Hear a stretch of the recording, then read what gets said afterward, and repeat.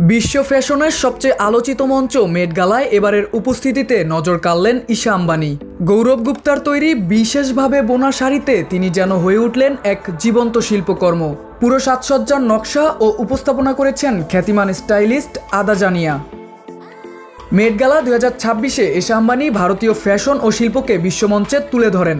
এই ফ্যাশন জগতের সবচেয়ে বড় আসরে তিনি ডিজাইনার গৌরব গুপ্তের তৈরি একটি বিশেষ শাড়ি পরে উপস্থিত হন, যেখানে ছিল পিচওয়াই অনুপ্রাণিত হাতে আঁকা মোটিফ এবং ভাস্কর্য সদৃশ কেপ।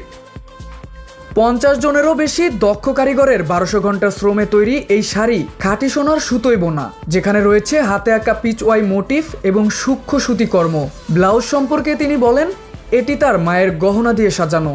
ডিজাইনার গৌরব গুপ্ত জানান, পোশাকটিতে 1800 ক্যারেটের বেশি হীরা ছাড়াও পান্না, পলকি ও কুন্দনের ব্যবহার করা হয়েছে, যা এটিকে ঐতিহ্য ও আধুনিক নান্দনিকতার এক অনন্য সংমিশ্রণে রূপ দিয়েছে।